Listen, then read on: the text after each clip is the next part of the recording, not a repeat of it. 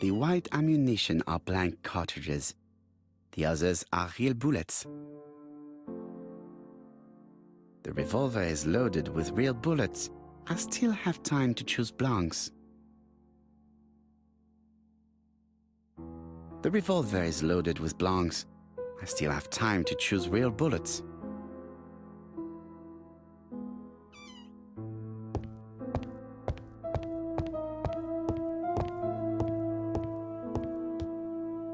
What about telling me what you have in mind?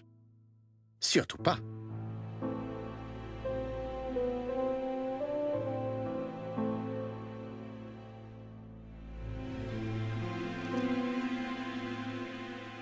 Voila, I entrust you with my weapon. It has hardly been used. It is almost new.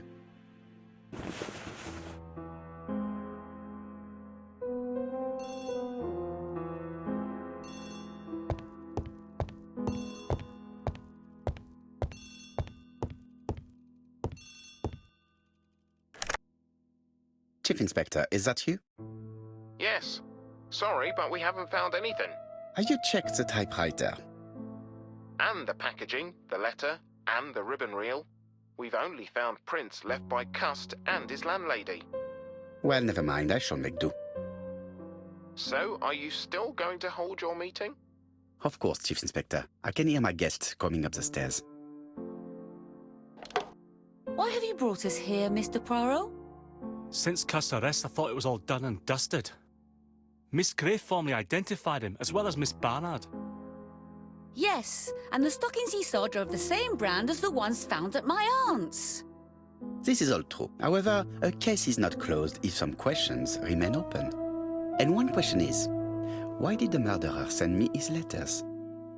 Why did he challenge me, Hercule Poirot? Perhaps he wanted to play with you, to taunt you. Xenophobia? Maybe he didn't like you because you're foreign. I may be wrong, but maybe by provoking you, he was looking for glory? All these theories should be studied. Let us now try and get our brain cells to work.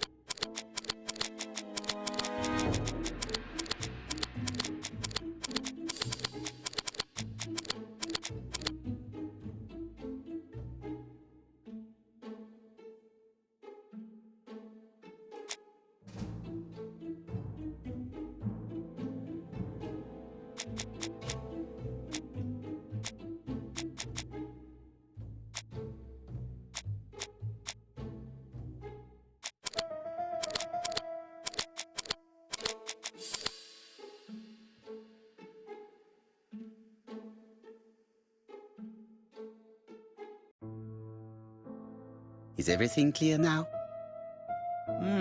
You might like to explain your reasoning again. Of course. First of all, remember that the murderer made it a rule to always post his letter before the murder. He never digressed from that rule. However, in Churston, he encountered a problem. The village has only 500 inhabitants. With advance warning, it would be easy to arrest him. Therefore, the murderer delayed his letters deliberately with the wrong address. The plan wouldn't have worked if he'd sent it to Scotland Yard or the papers because everybody knows their addresses. The mistake would have been corrected and the letter would have been on time. That is why the murderer chose me as the recipient. Because for his plan to succeed, it was necessary for at least one of the letters to have a wrong address and get lost. It was very cunning. Absolument. It is a very subtle plan. It matches the profile we have drawn up of him perfectly. That of an intelligent, daring and calculating murderer.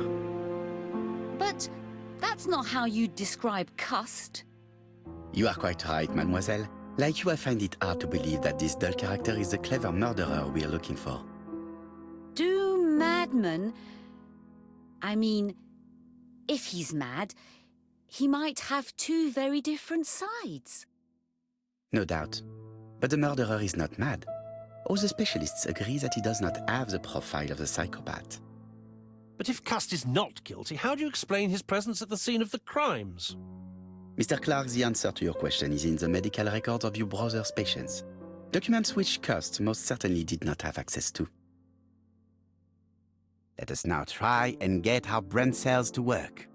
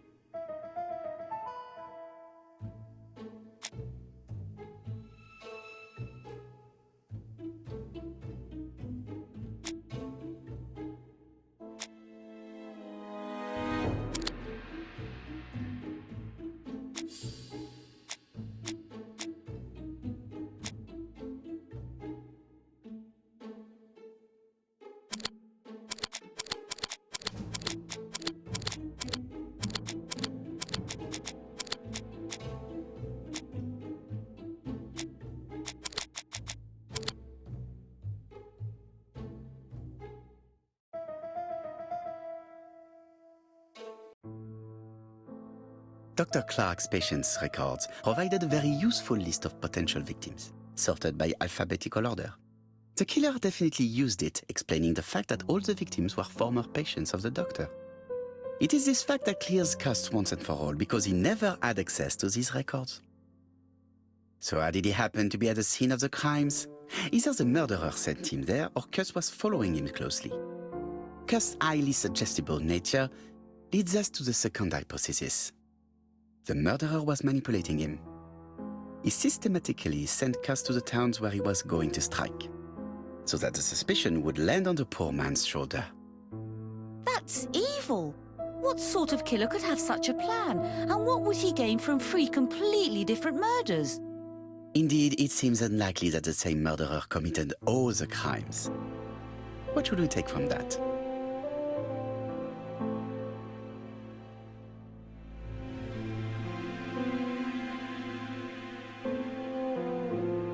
There is not one murderer, but three accomplices, who all used the same scenario.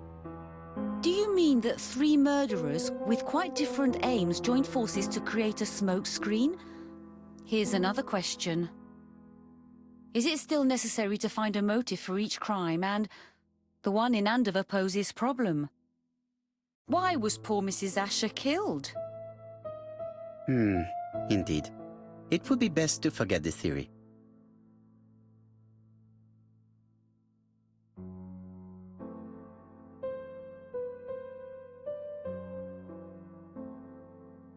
Just one murder was of benefit to the murderer. The others were just diversions.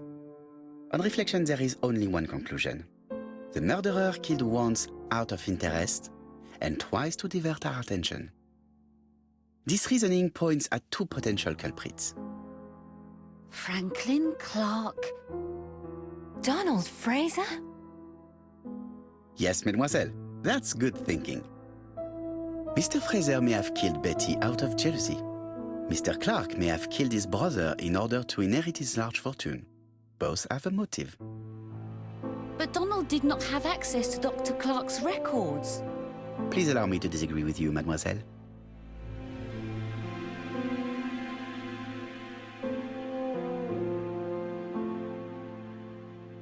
He works for Court and Brunskill, one of whose clients was Sir Carmichael. It doesn't prove that I went to Comeside. You could have done it, and you may have used the opportunity to take a look at Sir Carmichael's records. You think I'm guilty? You or Mr. Franklin Clark? That's ridiculous. Both of you have a motive. The question is, which of you has the profile that most resembles the murderer? Let us now try and get our brain cells to work.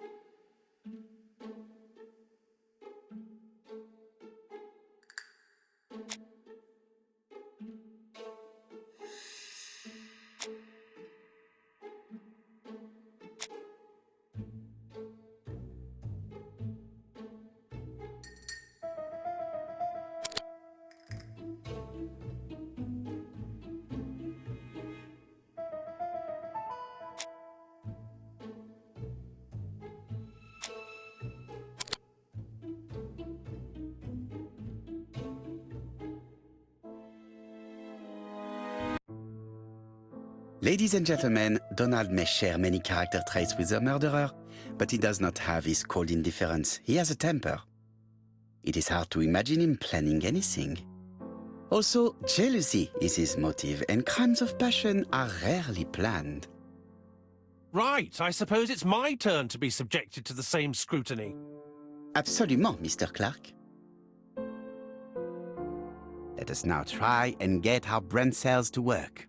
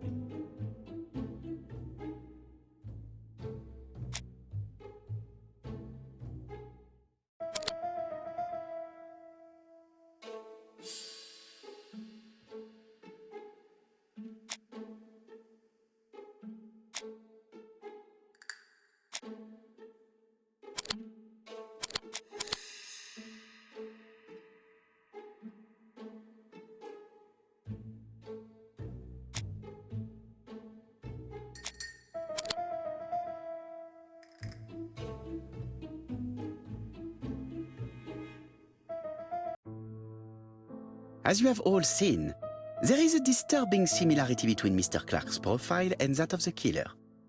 In actual fact, it is exactly the same. Mr. Poirot, your psychological studies are interesting, but your conclusions do not add up. Why would I have wished my brother's death? The inheritance is lawfully mine. I just have to wait. No, you had to act quickly.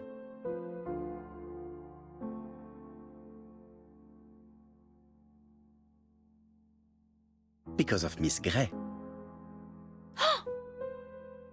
Mademoiselle, although you haven't been telling the truth, there is no doubt in my mind that you would have found a way to marry Sir Carmichael after Lady Clark's death. For you, Mr. Clark, it was a disaster. If Miss Grey had children by your brother, you would not have inherited a thing. You realized the danger after reading several letters from Comside, especially one in which your brother opened his heart to you. So you hurried home from China, and you took action. In truth, Cust was no more than a puppet manipulated by the real culprit. You, Mr. Clark. Such an imagination, Mr. Poirot. In fact, nobody manipulated Cust. The famous instructions he received by post. He wrote them on the typewriter. We know that for sure. Oh no. You know perfectly well. That is not true. Eh bien voilà, light has now been shed on the ABC murders. Your theories are ingenious, but you haven't any proof.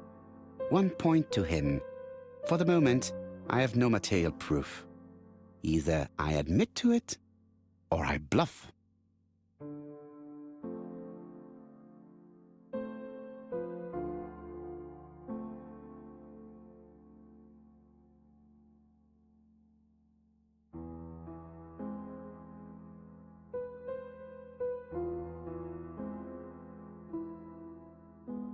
One thing proves it.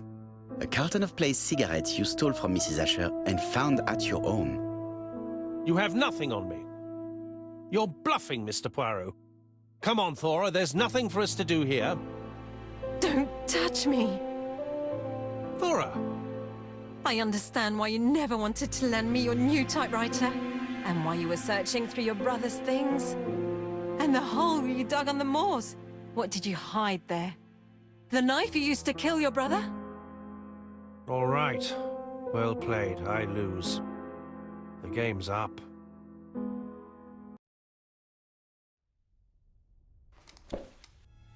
Don't come near me! I'll never let you take me, Mr. Poirot.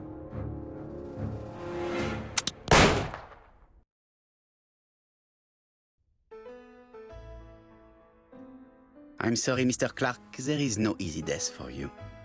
I expected your reaction, so I used blanks. I'm sorry, mademoiselle, but your second chance has been lost. Franklin Clark will never inherit his brother's fortune.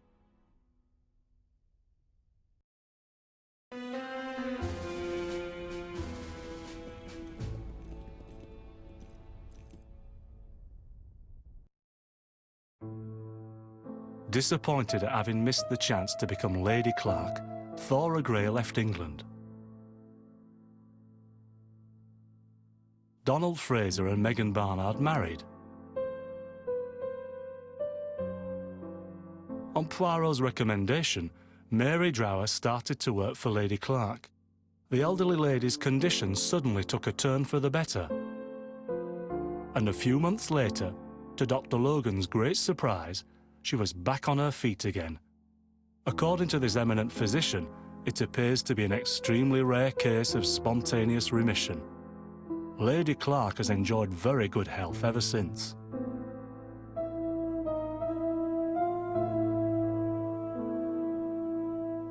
Journal of an Innocent, the incredible story of ABC.